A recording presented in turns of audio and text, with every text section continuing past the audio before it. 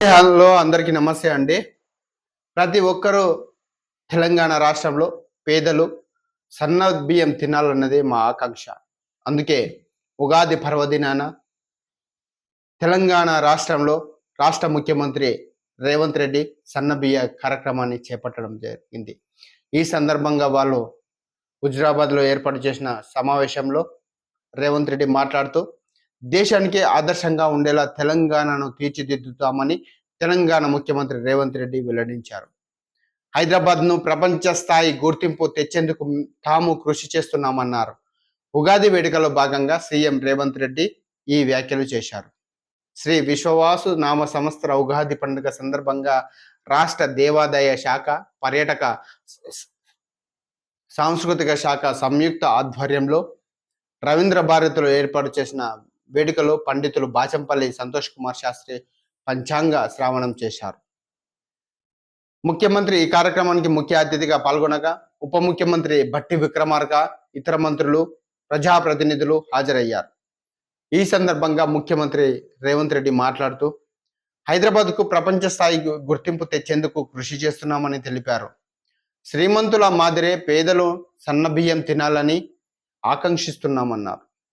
సన్న బియ్యం పండించే రైతులకు బోనస్ ఇస్తున్నామని పేర్కొన్నారు. గత ఏడాది 1.56 లక్షల మెట్రిక్ టన్నుల ధాన్యం ఉత్పత్తిని సాధించినట్లు చెప్పారు.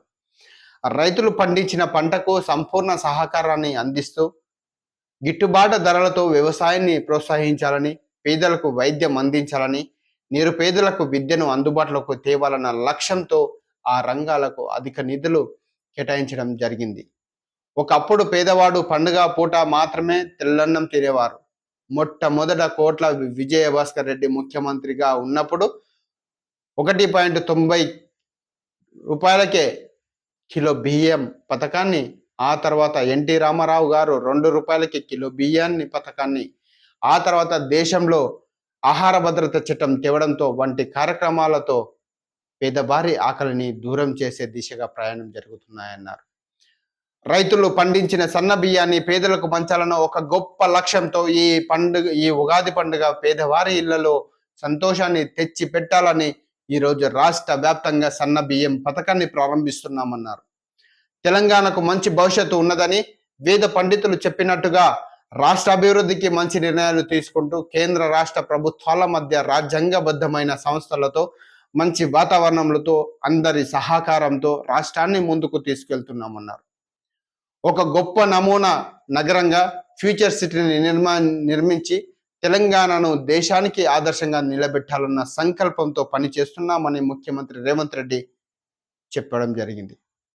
కేవలం జనవాస యోగ్యమైన నగరంగా కాకుండా వేలాది కోట్ల రూపాయల పెట్టుబడులు తీసుకొచ్చి అన్ని వర్గాల యువతకు లక్షలాదిగా ఉద్యోగ ఉపాధి అవకాశాలు కల్పించే దిశగా ఫ్యూచర్ సిటీకి ప్రణాళికలు సిద్ధం చేస్తున్నామని చెప్పడం జరిగింది. ఈ వీడియో కానీ మీకు నచ్చినట్లయితే మా ఛానల్ని తప్పకుండా సబ్స్క్రైబ్ చేయండి, లైక్ చేయండి, షేర్ చేయండి. మీ యొక్క సలహాలు సూచనలు కూడా కామెంట్ రూపంలో తెలియజేయండి. ధన్యవాదాలు.